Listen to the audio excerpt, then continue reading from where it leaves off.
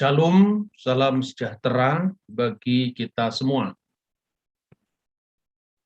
Kali ini kita ngaji kitab suci kita yang ke-63 dan kita akan memulai dengan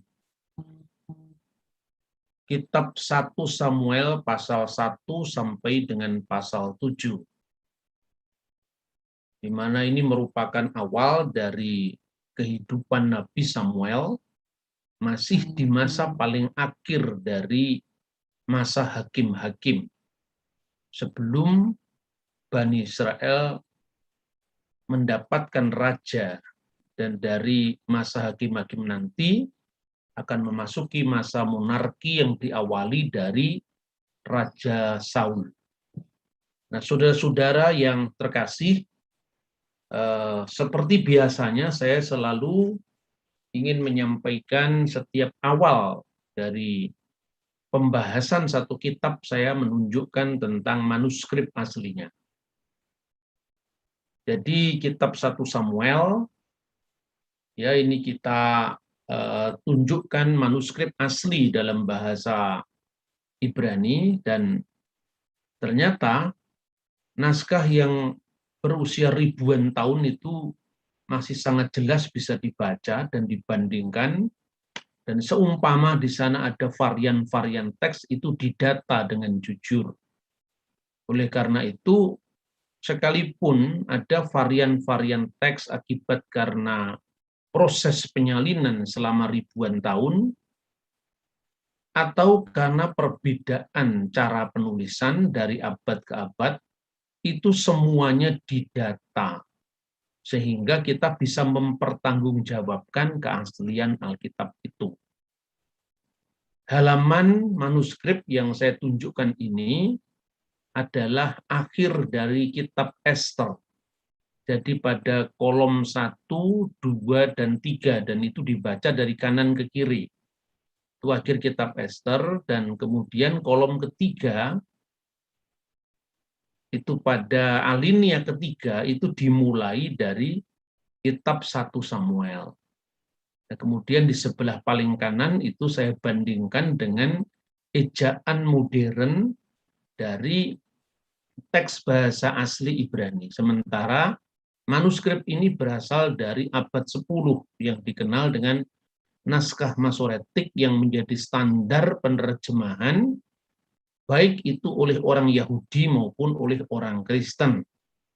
Jadi tidak betul kalau lembaga Alkitab itu menerjemahkan dari terjemahan, itu tidak betul.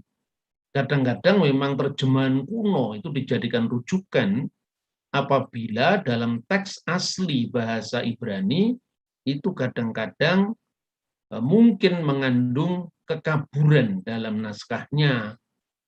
Nah, dalam konteks seperti itulah baru naskah-naskah kuno, baik itu Targum secara khusus adalah Septuaginta, terjemahan dari bahasa Yunani, itu dirujuk, tetapi tidak berarti seperti yang banyak diopinikan bahwa Alkitab itu terjemahan dari terjemahan, itu sama sekali tidak benar.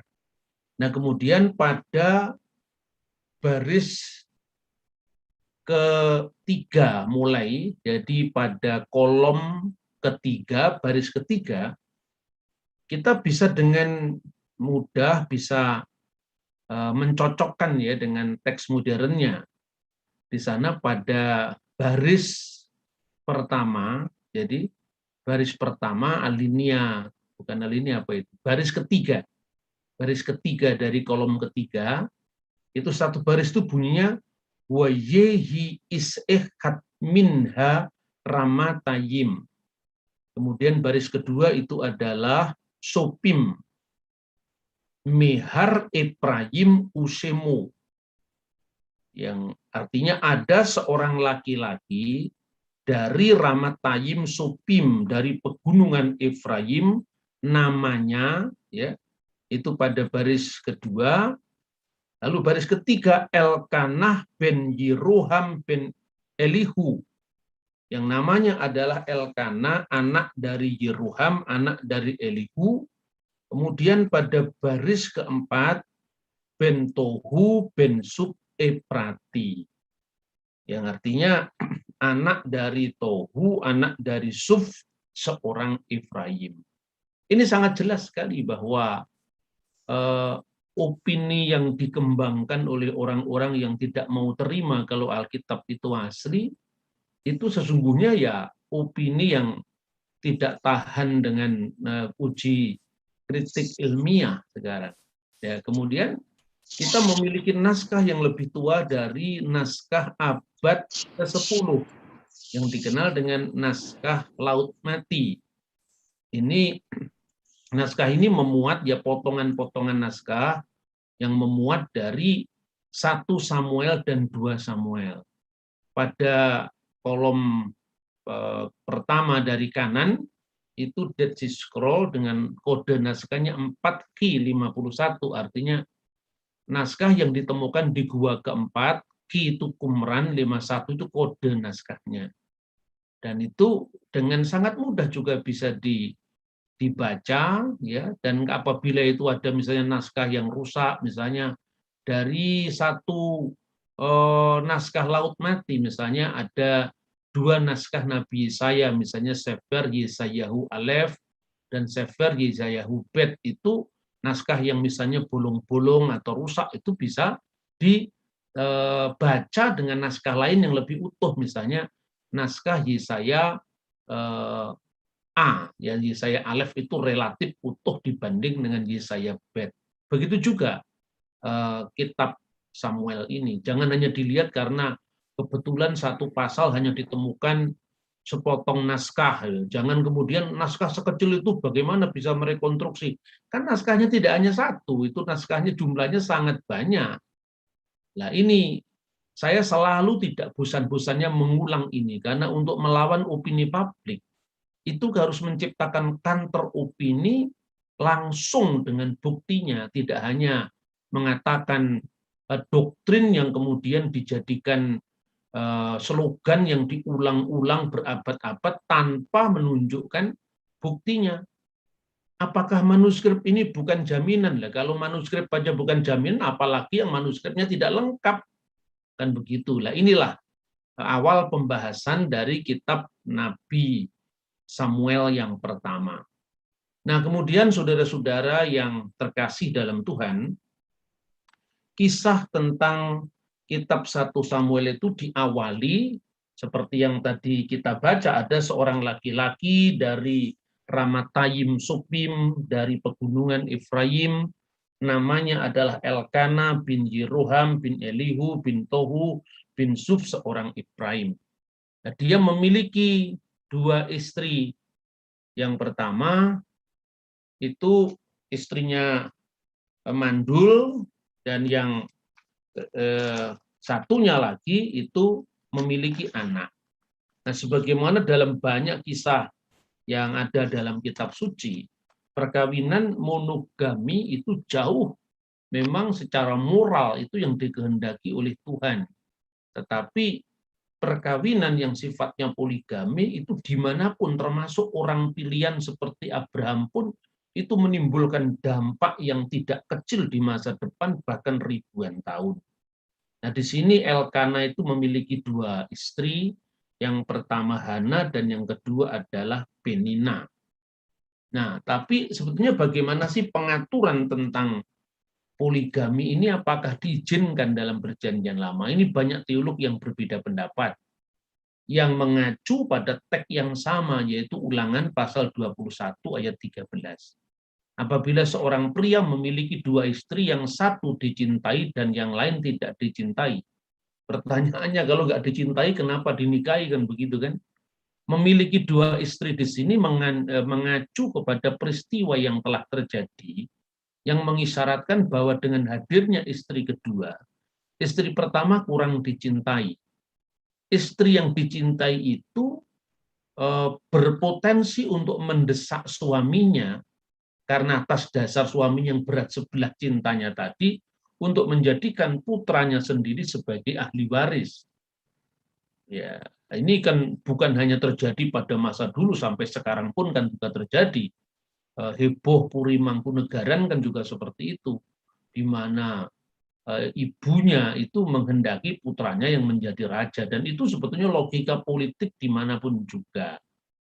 Nah, oleh karena itu ada ahli lain yang memandang bahwa ulangan pasal 321 ayat 13-14 ini sebetulnya bukan mengizinkan poligami, tetapi mengatur apabila poligami itu sudah terjadi.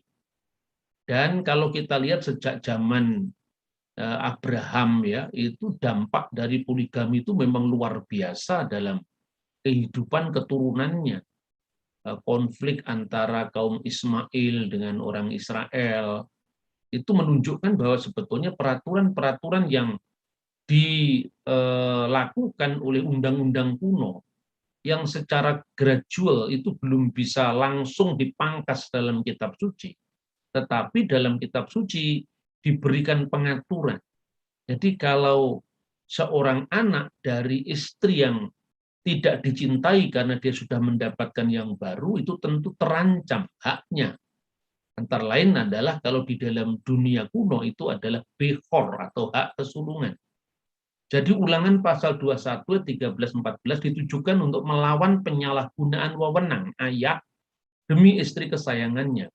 Jika seorang pria memiliki dua istri, yang satu dicintai dan yang lain dicintai, seperti misalnya kasus Yakub, memiliki anak laki-laki dari kedua istrinya, tetapi anak sulung dari istri yang tidak disukainya, bisa terancam dihapus haknya atau dialihkan haknya untuk menjadikan anak dari istri yang dicintai sebagai anak sulung. Padahal bechor atau hak kesulungan itu sesungguhnya memiliki tiga keistimewaan. Yang pertama, kalau dalam kitab suci itu menerima warisan 2 kali lipat. Yang kedua, menerima berkat dari orang tuanya. Dan yang ketiga adalah menjadi pemimpin dari mesbah keluarga atau menjadi imam atas keluarga itu dalam konteks religius.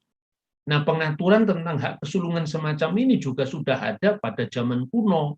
Misalnya, Undang-Undang Lipit Ishtar yang sejaman dengan Abraham, Undang-Undang Hammurabi yang kira-kira 200 tahun sebelum zaman Musa, kira-kira tahun 1750-an, dan kemudian juga sejumlah prasasti yang berdekatan zaman dan lokasinya dengan Abraham, misalnya prasasti Nusi. Sehingga kisah kitab suci sebagaimana pernah saya sampaikan tentang hak kesulungan yang diperebutkan atau Esau yang menjual hak kesulungannya, itu bisa dijumpai dalam prasasti-prasasti yang sejaman. Begitu juga ketika Ismail itu lahir mendahului Ishak, tetapi kenapa yang disebut anakmu yang tunggal adalah tetap Ishak? Karena menurut undang-undang pada waktu itu, misalnya Undang-Undang Lipit Ishtar, Undang-Undang Hammurabi, anak dari istri yang pertama yang dikawini itu tetap berhak atas hak kesulungan. Jadi hak kesulungan bukan hanya lahir lebih dulu, tetapi hak hukumnya yang ditekankan, bukan usianya. Jadi dengan kita memahami teks seperti ini, jangan bingung lagi kenapa Ismail anak pertama, tapi disebut ambillah anakmu yang tunggal yang kau kasih, kahna et binika et yihitika aser akapta et yitsak, dan seterusnya. Kasus ini tidak ada kaitannya dengan diizinkannya poligami, sebab tidak ada bukti bahwa hukum Musa melegalkan poligami, tetapi mengatur apabila itu sudah terjadi karena tradisi yang sudah berabad-abad. Bagi iman Kristen, pedoman kita adalah Injil, di mana Matius pasal 19 ayat 4 dan 8 menjadi asas bahwa Allah telah menciptakan laki-laki dan perempuan, bukan laki-laki dengan beberapa perempuan yang menjadi pasangan suami istri, sebagaimana disebutkan dalam Kejadian 1:27 dan kemudian pasal 2 ayat 24 yang dikutip oleh Sang Kristus. Jadi itu yang melatar belakangi sebetulnya kisahnya Elkana dengan kedua istrinya itu. Dan kemudian ketika istrinya yang tidak punya anak, yaitu Hana, kemudian dia berdoa kepada Tuhan, dan dia juga menghadap imam pada zamannya. Waktu itu bait suci belum didirikan di Yerusalem. Makanya waktu itu tempat ibadah mereka adalah di Shilo. Dan di Shilo itulah Imam Lewi menjadi imam bagi orang Israel saat itu, dan Hana datang ke sana mengeluhkan kepada Tuhan bagaimana nasib yang dialaminya, karena bagi seorang wanita Timur Tengah pada zaman kuno kemandulan itu adalah suatu aib, ya. Makanya kemudian dia berdoa kepada Tuhan dan Tuhan mengabulkan doanya ketika ibu ini bernazar bahwa apabila dia memiliki anak laki-laki, maka anak itu akan dipersembahkan sebagai nazir yang dipersembahkan kepada Tuhan di bait sucinya. Dan kemudian benar-benar ketika doanya itu dikabulkan oleh Tuhan, maka kemudian Hana itu kembali menemui Imam Lewi, dan dia mengatakan bahwa dia telah dijawab doanya, dan kemudian dia mengantarkan anak itu, dan anak itu dinamakan Samuel, ya. Ya, Sam itu artinya, Shem itu nama, El itu Elohim. Kemudian diserahkan kepada Tuhan.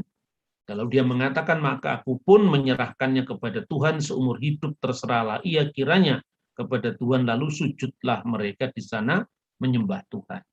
Itu pasal pertama yang diungkapkan dalam kitab 1 Samuel ini. Kemudian pasal 2 itu adalah memuat tentang bagaimana Hana memuji Tuhan, dan di situ diungkapkan bagaimana kedahsyatan Tuhan dan juga kredo akan keesaannya, sehingga dia mengatakan enkados adunai ki en bilteha wi en sur keluheka.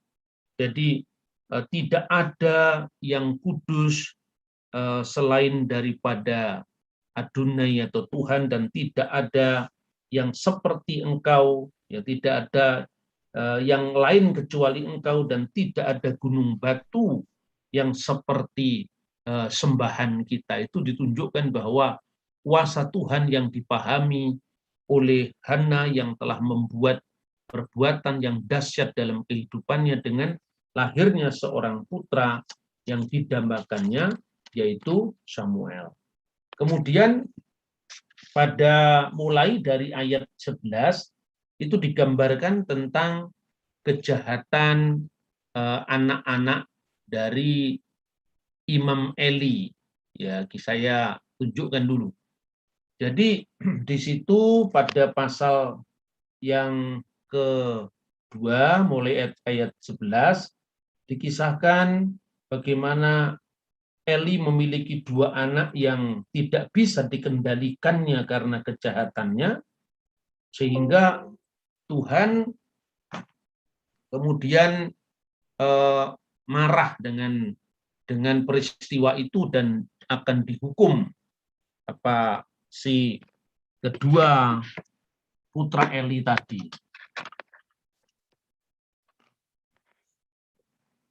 Ya. Ini yang dikisahkan di dalam kitab Samuel, dan setiap kali dia mempersembahkan korban sembelian sementara daging itu dimasak, datanglah bujang imam yang membawa garpu bergigi 3 di tangannya, dan dicucukkannya ke dalam bejana atau ke dalam kuali atau ke dalam belanga atau ke dalam periuk. Segala yang ditarik dengan garpu itu ke atas diambil imam itu untuk dirinya sendiri. Demikian mereka memperlakukan semua orang Israel yang datang ke sana di Shilo. Bahkan sebelum lemaknya dibakar, bujang imam itu datang lalu berkata kepada orang yang mempersembahkan korban itu, berikanlah daging kepada imam untuk dipanggang, sebab ia tidak mau menerima daripadamu daging yang dimasak, hanya yang mentah saja, dan seterusnya.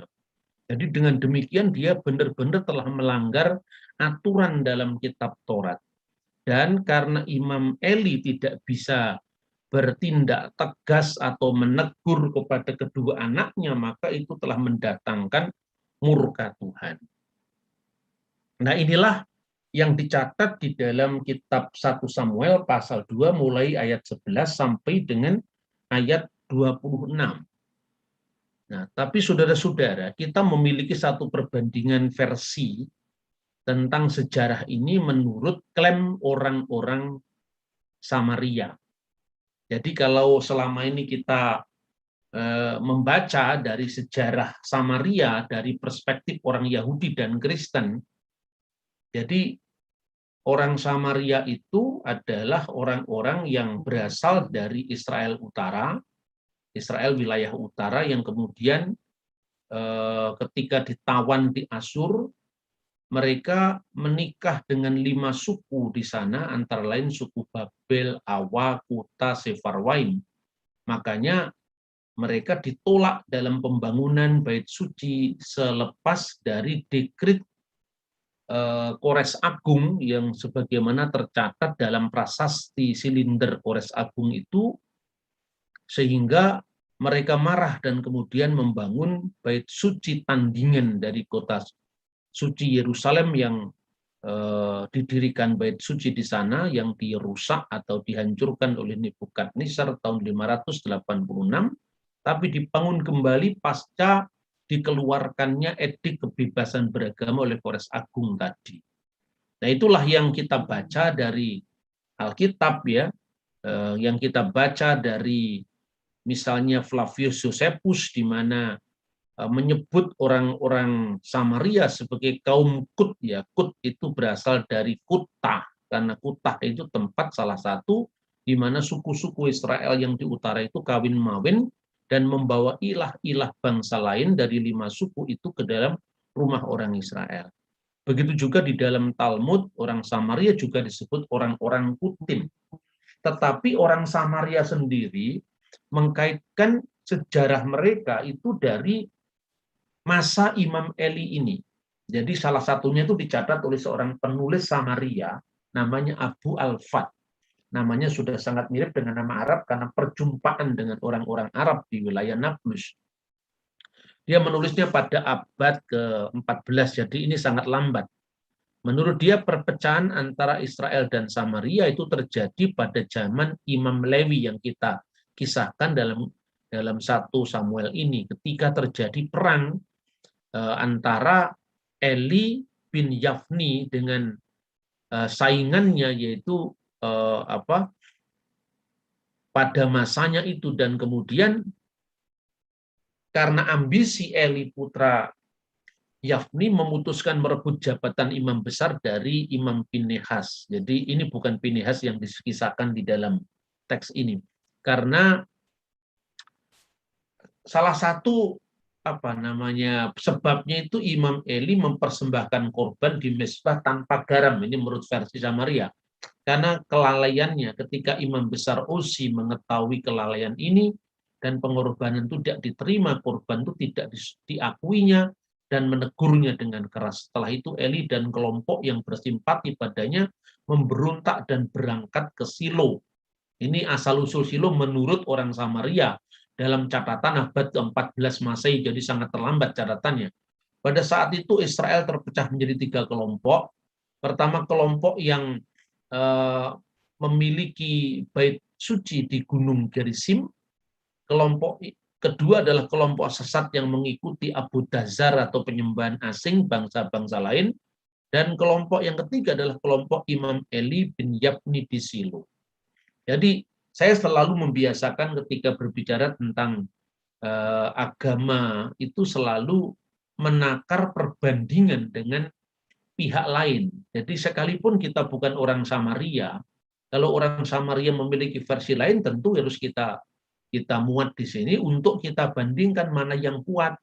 Nah, karena orang Samaria itu tidak percaya dengan kitab suci lain kecuali 5 Taurat Musa, maka terjadi kekosongan berita antara misalnya tidak ada kisah tentang masa hakim-hakim selengkap yang dimiliki oleh orang Yahudi dan orang Kristiani. Nah, saudara-saudara, kemudian kalau kita lihat ya, ada penemuan-penemuan arkeologi sebelum kita membahas tentang kisah-kisah yang disebutkan dalam pasal 2 sampai dengan pasal 7.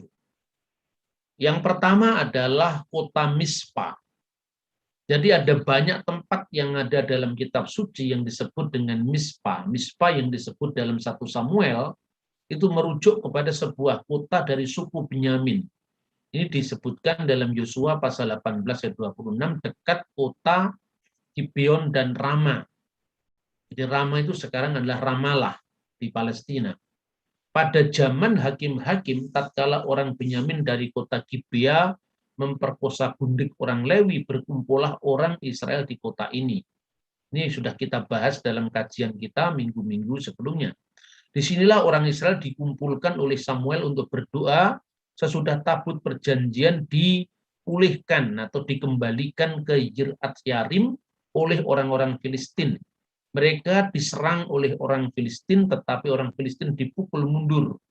Dan sebuah batu peringatan didirikan oleh Samuel di tempat yang namanya Ebenezer. Ini disebutkan dalam 1 Samuel pasal 7 ayat 12. Di sini juga Saul diperkenalkan kepada umat Israel sebagai raja mereka. Itu pembahasan kita minggu depan. Mispa adalah satu di antara kota yang di tiap tahun didatangi oleh Nabi Samuel untuk menghakimi umat Israel. Ini disebutkan di akhir pembahasan kita nanti.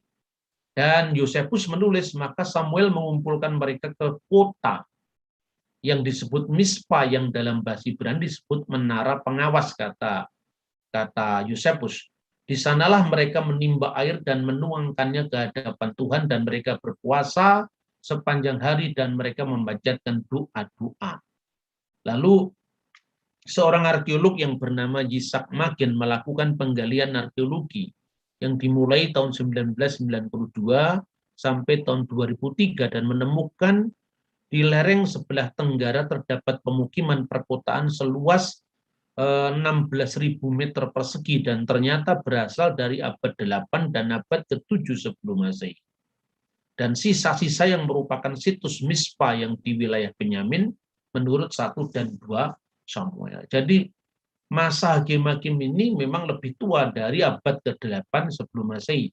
Tetapi temuan kota ini menunjukkan bahwa sampai pada abad ke-8 Masehi, tentu ketika pada zaman perpecahan kerajaan Salomo, itu tempat ini masih bertahan sehingga ada temuan arkeologi yang bisa menjelaskan jadi kejadian-kejadian yang dimuat dalam kitab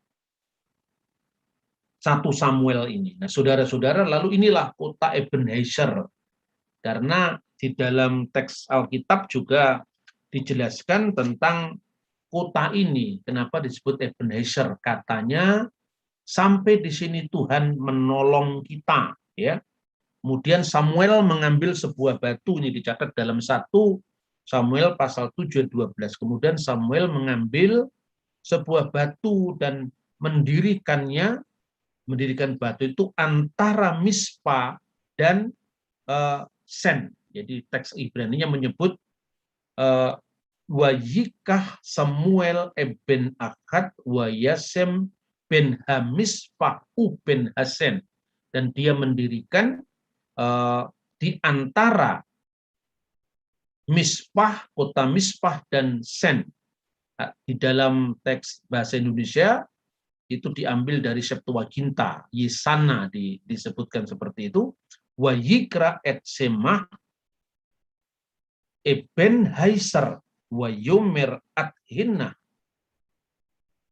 Karena di sini disebut Ebenezer karena katanya sampai di sini Azaranu Adunai, sampai di sini Tuhan telah menolong kita. Itu dalam 1 Samuel, bagaimana saya katakan tadi, pasal 7 12. Dan kita bisa melihat peta yang di bawah itu adalah letaknya Mispa, letaknya Ebenezer dalam sebuah map, ya, peta. Kemudian sebelahnya itu adalah kota Mispa modern. Lalu juga pada abad ke-6 sebelum Masehi itu ditemukan inskripsi di Mispah yang isinya itu adalah milik Yaazaniyah, hamba raja. Dan kalau kita lihat bentuk huruf Ibraninya itu jelas huruf Ibrani pada masa sebelum Raja Daud atau pada saat Raja Daud sama persis dengan inskripsi yang dikenal dengan Teldan, dan itu lebih kuno daripada huruf Ibrani yang sekarang kita pakai, yang itu merupakan pengembangan dari huruf Asyur. Ya, makanya kita diajak oleh orang Samaria, jadi artinya orang Yahudi dan Kristen yang memakai huruf Ibrani ini disebut huruf Asyurit karena dimulai dari Asyur. Sementara orang Samaria membanggakan mereka memiliki khat atau memiliki bentuk tulisan Ibrani yang lebih kuno dari Ibrani yang dipakai oleh orang Yahudi dan orang Kristen. Ya itu betul memang, kalau dalam konteks itu betul, karena memang huruf Samaritan itu mirip sekali dengan huruf Paleo Hebrew pada zaman Raja Daud. Hanya saja keandalan naskah Samaria tidak sekuat naskah Ibrani. Karena apa? Karena yang disebut Taurat Samaria itu setelah abad ke-10 dalam bentuknya yang sekarang. Mereka tidak memiliki manuskrip yang setua dengan manuskrip Ibrani yang dimiliki oleh orang Yahudi yang kemudian diwarisi oleh orang Kristen dalam perjalanan sejarahnya yang sangat panjang selama ribuan tahun. Nah, ini kira-kira temuan arkeologi yang mendampingi pembahasan kita. Kemudian inilah peta, ya, di mana yang berwarna kuning itu adalah wilayah Filistia, kemudian yang berwarna merah jambu itu adalah wilayah Israel, ya, dan persebaran suku-suku Israel. Makanya disebutkan itu dari Dan sampai Berseba, karena Dan itu yang paling utara dan Berseba itu yang paling selatan. Ini wilayahnya. Nah, nanti minggu depan akan kita pelajari lagi tentang temuan arkeologi di tempat ini, ya. Karena sekarang belum waktunya kita bahas itu, karena pesan moral teologisnya harus kita dahulukan. Dan di minggu depan nanti kita akan bahas penggalian arkeologi di mana ditemukan banyak tulang-tulang babi di Filistia, tetapi sama sekali tidak ditemukan di wilayah Israel. Ini artinya bahwa untuk membuktikan tentang batas-batas wilayah yang diceritakan dalam Alkitab, itu dikonfirmasi oleh penemuan arkeologi bahwa yang dikisahkan Alkitab bahwa misalnya tempat yang disebut Ekron atau Gaza atau tempat-tempat yang masuk wilayah Filistin itu ditemukan banyak sekali tulang-tulang babi, dan juga itu adalah patung-patung dari dewa-dewa sembahan mereka. Tetapi di wilayah Israel memang bersih, tidak ada temuan patung maupun itu adalah tulang-tulang babi, yang menunjukkan bahwa bangsa Israel benar-benar mengikuti hukum yang berlaku atau yang diberlakukan bagi mereka dari Nabi Musa menurut Imamat pasal 11. Jadi tidak boleh makan unta, tidak boleh makan cumi-cumi, tidak boleh makan kelinci. Jadi tidak hanya babi yang tidak boleh dimakan, tetapi unta juga tidak dimakan, unta juga tidak dimakan, unta juga tidak dimakan. Itu harus diulang-ulang supaya jelas bahwa kita tidak menilai sejarah itu secara versi minimalis yang kemudian dijadikan alat untuk menyerang pihak lain, seperti yang terjadi dengan beberapa saat lalu tentang heboh Malang kota halal tadi. Jadi ini perlu sejarah yang penuh bukti menjadi mitra bagi iman yang penuh bakti. Nah, saudara-saudara, mari kita lanjutkan pada kisah dari apa yang ditulis di dalam kitab Samuel, mulai dari pasal 2, ya, ayat 27 dan seterusnya, tentang nubuatan tentang Eli dan kaum keluarganya. Maka di situ intinya bahwa Tuhan sangat marah sama Imam Eli karena dia tidak bisa mendidik dua putranya.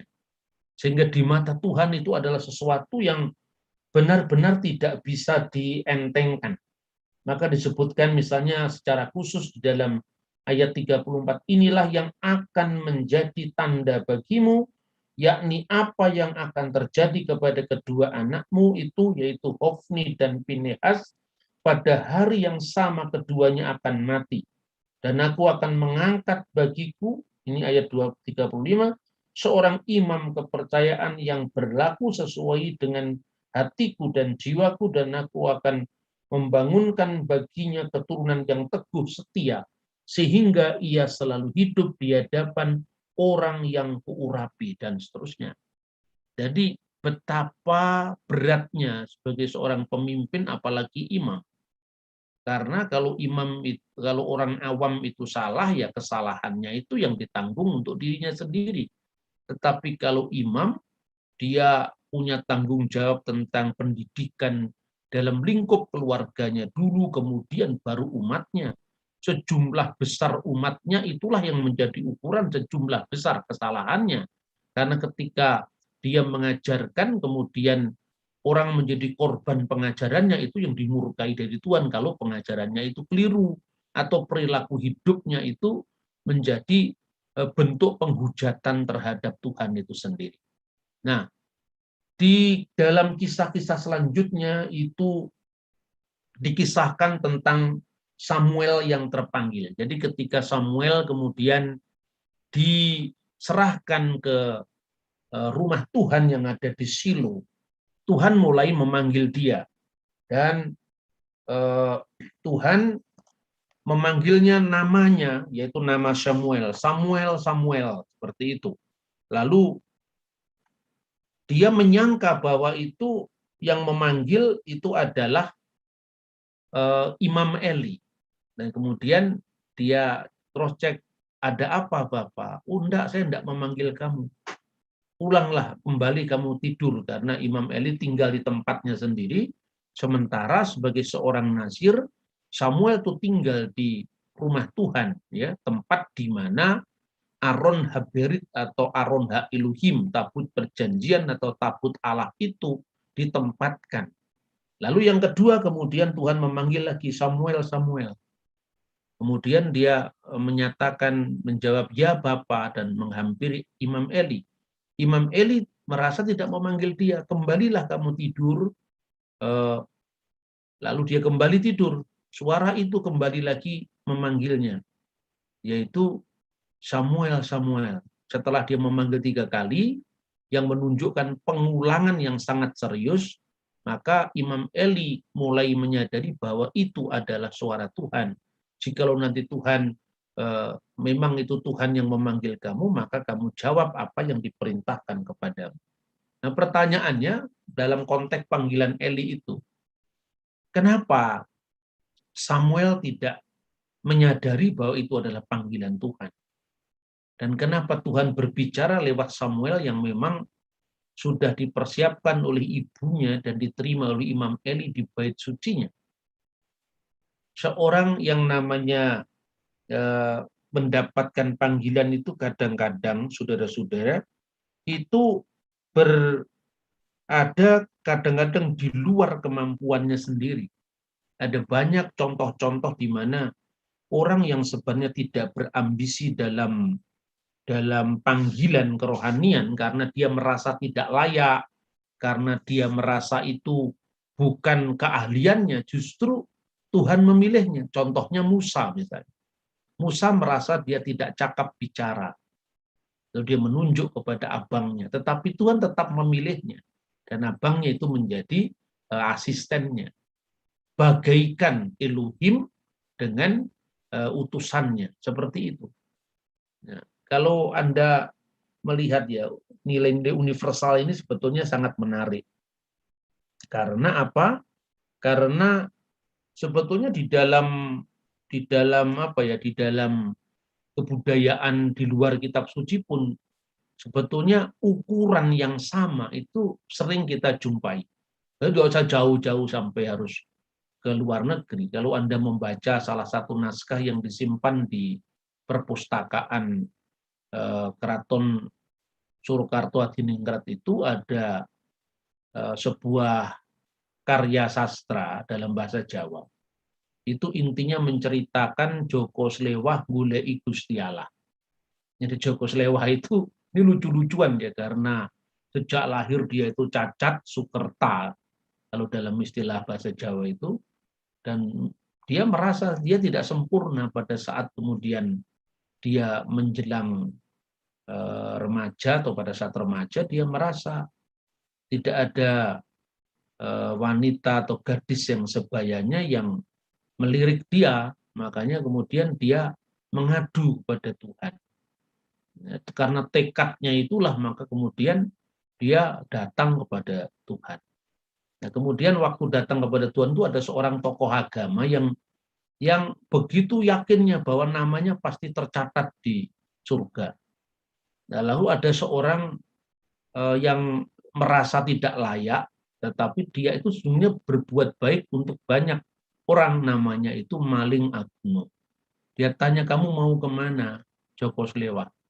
Saya mau mencari Gusti Allah.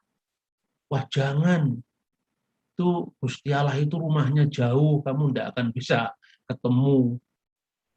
Tapi karena tekadnya si Joko Slewak ini sangat membara, kemudian lama-lama penasaran juga si Malingaguno tadi. Lalu dia mengatakan, kalau misalnya benar kamu bertemu dengan Gusti Allah, tolong ya tanyakan. Ya barangkali nama saya tercatat di bukunya surga sana. Saya itu tidak layak. Tapi ya siapa tahu saya beruntung nama saya masih dicatat di sana. Dia mengatakan, gih, Pak, lalu nanti saya tanyakan. Ini namanya dongeng ya. Tapi yang penting moralitasnya. Sampai di sana, dia menanyakan bagaimana tokoh agama tadi. Ternyata tidak ada tokoh agama itu. Terus dia protes ke malaikat, ini kan bukankah orang yang selalu berbicara tentang kebenaran, tentang firman-Mu. Lalu dia mengatakan, karena dia suka menjual-jual firman Tuhan dengan harga yang murah, termasuk untuk demo-demo, katanya begitu. Nah sebetulnya ketika Malingaguno tadi, wah lah ini yang tokoh agama saja tidak ada namanya, jangan-jangan itu apalagi yang namanya Mbah Malingaguno. Ternyata memang hampir bukunya itu habis, tidak ketemu. Tapi dia ternyata ada nyisip di situ huruf M, Malingaguno. Loh, dia lebih protes lagi. Kenapa malaikat ini? Namanya maling kok bisa masuk di sini? Ya, tapi dia maling, dia sadar bahwa dia itu bersalah, dia tidak layak, makanya Tuhan malah sayang dia. Kisah ini bukan kisah Kristen, tapi kisah ini kisah yang ditulis oleh Kiai Jakaria. Tidak tahu Kiai Jakaria itu siapa identitasnya, tapi itu ada di katalognya Keraton Surakarta Hadiningrat yang menceritakan dongenge Joko Slewah goleki Gusti Allah. Tapi itu akhirnya ketemu. Nah, sebetulnya Tuhan sering memakai orang-orang yang justru merasa dirinya tidak layak. Ketika kamu merasa tidak layak, Tuhan akan melayakkan itu. Tapi ketika kamu merasa dirimu itu paling suci, disitulah sebetulnya awal dari kejatuhan kita. Karena dosa masuk ke dunia itu dengan iming-iming kamu akan seperti Allah. Nah, itu saudara-saudara, kenapa saya renungkan kenapa Samuel ini tidak paham bahwa itu dari Tuhan. Ya, ya memang di Alkitab dikatakan karena dia belum pernah merasakan bagaimana Tuhan berbicara kepadanya. Tetapi kalau dilihat karena kepolosannya, ketulusannya itulah yang kemudian Tuhan justru memakai dia. Nah, saudara-saudara, lalu masuklah di dalam kisah tentang tabut perjanjian ini, yaitu pada pasal ketiga ya. Ketika Samuel dipanggil, kemudian ini selesai, lalu pasal keempat, bahwa tabut perjanjian dirampas oleh orang Filistin.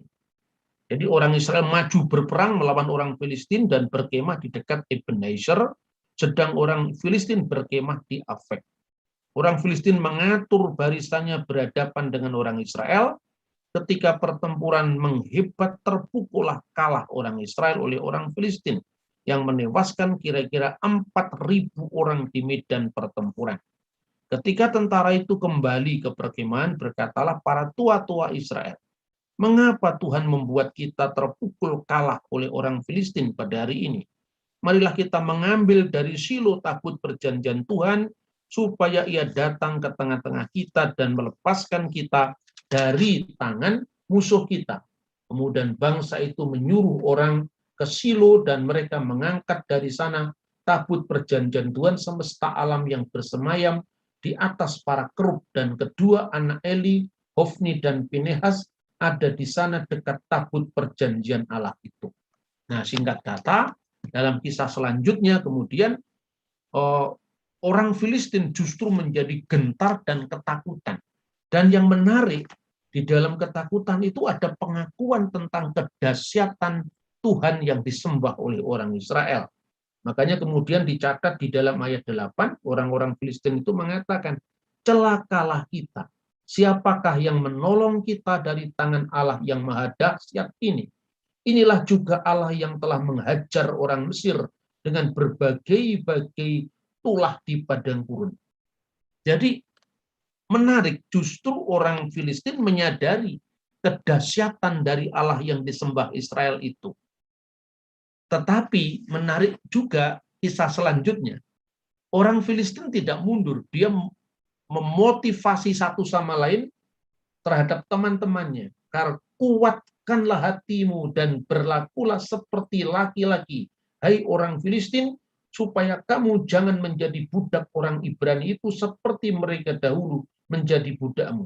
Berlakulah seperti laki-laki dan berperanglah. Dan akhirnya kembali Israel kalah. Nah, ini yang menarik. Bahkan di dalam ayat 10, lalu berperanglah orang Filistin sehingga orang Israel terpukul kalah.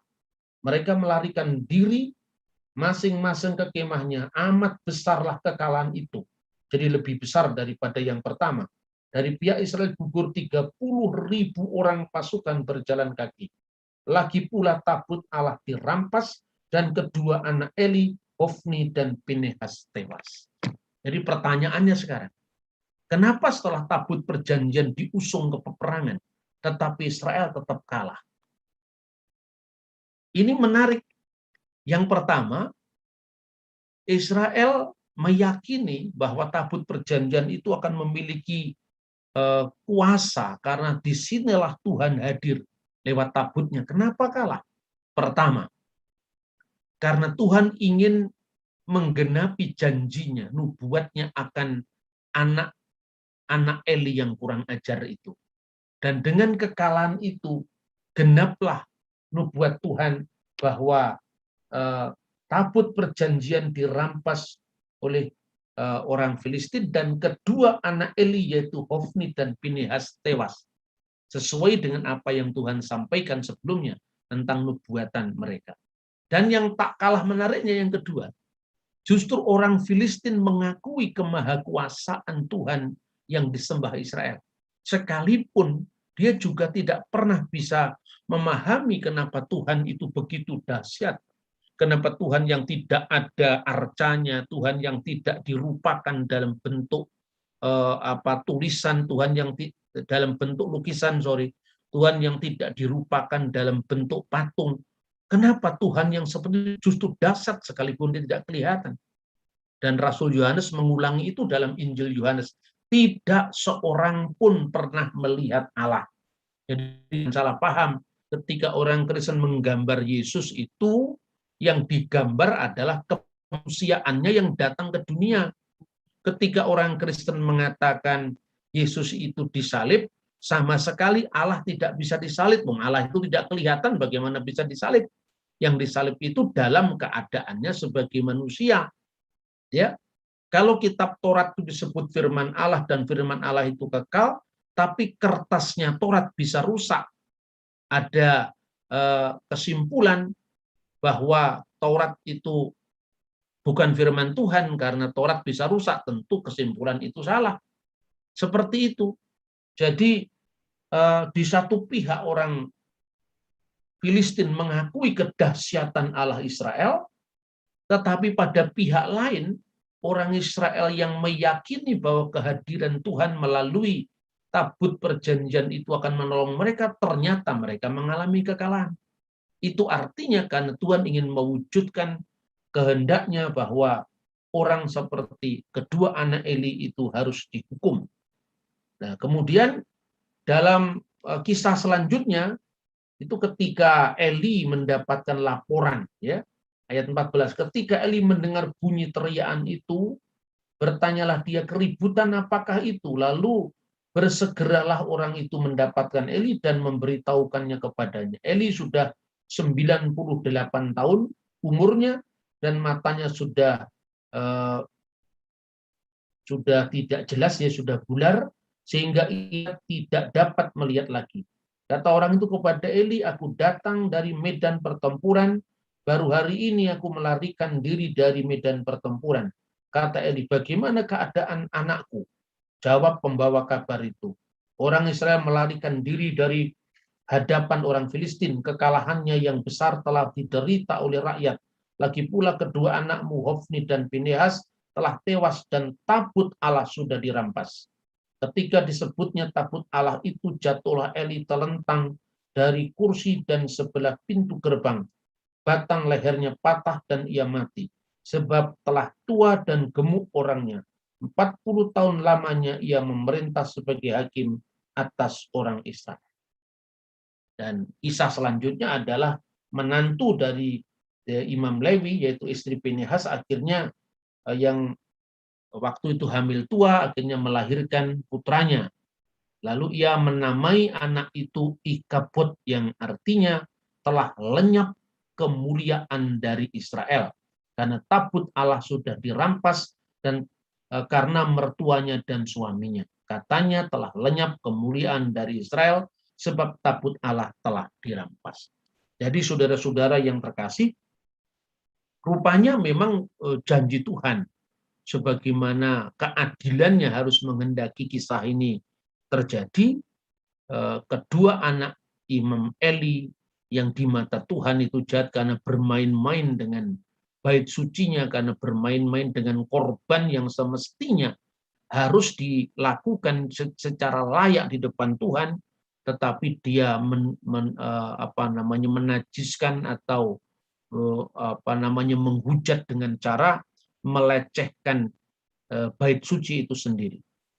Jadi ketika dikatakan dalam kitab suci bahwa telah lenyap kemuliaan dari Israel, galah kabot mi Israel, kabot itu artinya kemuliaan. Jadi telah hilang kemuliaan dari Israel, maka anaknya namanya Ikavod. Mungkin artinya tidak ada lagi kemuliaan. Ya kinilkah Aron ha Elohim, karena mereka sudah dirampas. Jadi tabut Allah itu, tabut perjanjian itu, sehingga tidak ada yang bisa diandalkan lagi dari orang Israel dalam menjalani hari-hari berikutnya. Nah, kisah selanjutnya adalah tabut perjanjian itu setelah dirampas oleh orang Filistin, kemudian dibawa ke Asdod. Asdod itu adalah kota Filistin, ya, seperti tadi saya munculkan di gambar ini, yang warnanya kuning itu dibawa ke Asdod. Di sanalah kemudian terjadi peristiwa di mana dewa orang Filistin, yaitu Dagon, ya, itu kemudian tiba-tiba terjatuh dan muka dari dewa itu, patung dewa itu sampai tertelungkup di tanah. Lalu pada saat orang-orang Filistin melihat bahwa dewa yang dipatungkan itu jatuh, maka dia memasang kembali pada tempatnya. Lalu jatuh lagi, bahkan kedua tangannya itu terputus, tinggal badannya saja.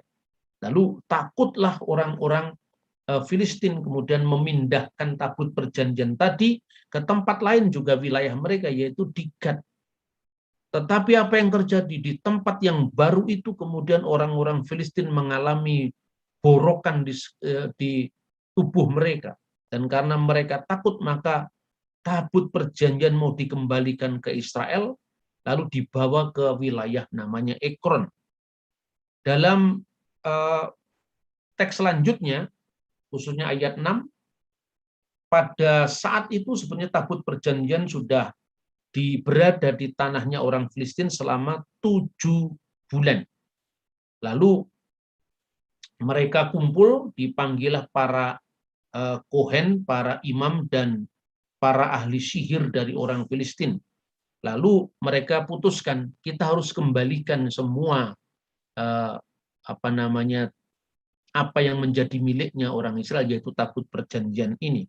Tetapi mereka mengatakan, jangan hanya dikembalikan tanpa tebusan, lalu diputuskan agar mereka membawa dengan tebusannya, tidak dengan tangan hampa, yaitu masing-masing sesuai dengan jumlah penguasa mereka, yaitu 5 raja mereka. Maka ada 5 borok emas dan juga 5 tikus perak. Dan ungkapan ini menarik karena itu menggambarkan bagaimana mereka telah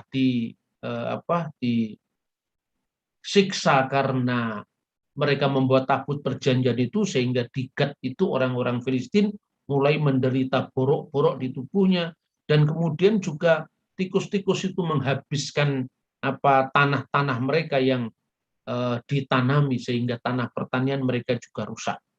Lalu mereka dengan caranya sendiri mencoba untuk menenangkan murka dari Allah orang Israel yang mereka sebut seperti itu, maka mereka membuat gambar dari borok-borok mereka dan gambar dari tikus yang merusak tanaman mereka.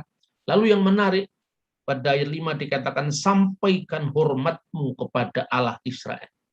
Jadi artinya bangsa Filistin ini mengakui kedahsyatan Allah Israel tanpa mau meninggalkan penyembahan berhala mereka atau penyembahan asing mereka, sehingga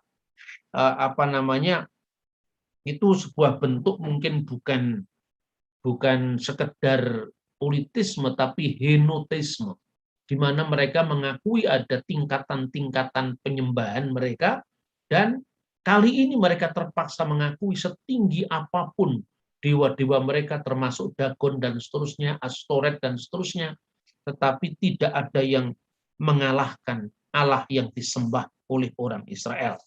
Dan ada pesan yang menarik, ayat 6 dikatakan, jangan keraskan hati seperti orang Mesir dahulu. Jadi justru orang-orang Palestina, orang-orang Filistin itu belajar sejarah. Dia membaca sejarahnya bangsa Israel, dan secara diam-diam mengamati betapa Tuhan itu berkuasa luar biasa. Lalu pada pasal 6 ayat 19, orang-orang itu kemudian membawa tabut perjanjian itu di Shemes dan di Bet Shemes. Jadi Bet Shemes itu, Bet itu artinya rumah, Shemes itu artinya dewa matahari atau matahari. Jadi konteksnya di Bet Shemes itu adalah dewa matahari. Lalu pada pasal 6 ayat 21 dikisahkan orang-orang Filistin itu mengirim utusan ke Kiryat Jearim. Orang-orang Filistin telah mengembalikan tabut perjanjian, dan datanglah dan angkutlah, kira-kira pesannya begitu. Karena apa? Di Bet Shemes pun ternyata juga kematian masih mengancam mereka, ketika ada orang-orang di Bet Shemes tadi secara salah kemudian dia melihat dalamnya tabut perjanjian dan mereka mati. Jadi semakin ketakutan mereka, kemudian mereka mengirim pesan agar tabut perjanjian itu diambil kembali oleh orang Israel. Jadi setelah kita belajar dari kisah yang menarik ini, apa yang bisa kita pelajari? Bahwa orang Filistin mengakui tentang kehebatan Allah Israel. Tetapi pertama-tama dia memahami ketika Israel itu memiliki kekuatan itu karena tabut perjanjian. Dan dia ingin memiliki tabut perjanjian itu rupanya agar mereka selalu menang perang, atau mereka mau menghabiskan kekuatan bangsa Israel karena tidak ada tabut di antara mereka. Tidak ada tabut yang menyertai mereka. Dan orang Israel pun diizinkan kalah oleh Tuhan karena Tuhan terlebih dahulu ingin menggenapkan rencananya, karena dia ingin membersihkan moralitas dari bangsa itu yang diawali dari pucuk pimpinan rohaninya, yaitu Imam Eli. Nah, kesimpulan yang kedua, bahwa tabut perjanjian itu bukan sebuah ajimat yang bisa dikendalikan oleh pemakainya. Tabut perjanjian itu adalah kehadiran Tuhan itu sendiri, tetapi Tuhan tidak bisa didikte-dikte sebagaimana para petenung itu memainkan magicnya berupa ajimat-ajimat yang bisa memenuhi keinginannya. Tidak, tabut perjanjian itu adalah simbol sekinah ilahi. Sekinah ilahi yang hadir di tengah-tengah umatnya, dan tentu karena Allah itu maha berkuasa, maha berdaulat, maha hadir, dia tidak bisa didikte oleh para pemakai jimat yang dipahami dalam agama-agama kultis itu. Oleh karena itu, dikisahkan bahwa tabut perjanjian tadi tetap tidak bisa mereka pakai untuk mengalahkan orang Israel. Dan ketika orang Israel telah mengambil kembali tabut perjanjian itu, ada syarat yang harus dipenuhi oleh bangsa Israel agar Tuhan kembali menolong mereka. Apa syarat itu? Yang pertama, ketika tabut perjanjian itu ada di Kiryat Sefarim selama 20 tahun dan kemudian kembali Israel mengeluh kepada Tuhan tentang nasib yang mereka alami, tapi Tuhan mensyaratkan yang pertama, Israel harus berbalik kepada Tuhan, artinya berbalik itu bertobat. Yang kedua, Israel harus menjauhkan diri dari ilah-ilah asing, para Astoret di tengah-tengah mereka, dan itu dewa-dewi pagan itu harus dibuangnya. Dan yang ketiga, mereka beribadah kepada Tuhan secara benar. Jadi sebetulnya syaratnya itu ada 3. Yang pertama, berbalik kepada Tuhan, itu tindakan nyata. Artinya itu ortopraksi, ya, perbuatan hidup yang lurus. Dan yang kedua, menjauhkan diri dari ilah-ilah bangsa lain, ilah-ilah asing, para Astoret di tengah-tengahmu harus dibuang. Itu menunjukkan kelurusan dalam akidah, kelurusan di dalam iman yang disebut sebagai ortodoksia. Dan yang ketiga, beribadah kepada Tuhan itu menunjukkan aspek ortolatria, yaitu kelurusan dalam ibadah kepada Tuhan. Dan akhirnya apa? Mujizat kembali terjadi dan Israel bisa mengalahkan orang Filistin. Lalu pasal 7 ayat 15 dan 16, Samuel menjadi hakim pada saat dia hidup, ya, seumur hidupnya, dan dia selalu melakukan perjalanan untuk melaksanakan tugasnya itu sebagai seorang hakim bagi bangsa Israel yang diberkati. Nah, seperti ini kira-kira pembacaan kita dari teks 1 Samuel pasal 1 ayat 7, dan nanti minggu depan kita akan membahas tentang ketika orang Israel menuntut memiliki seorang raja ketika Samuel sudah tua. Tuhan memberkati kita. Shalom Aleichem Beshem Hamashiach.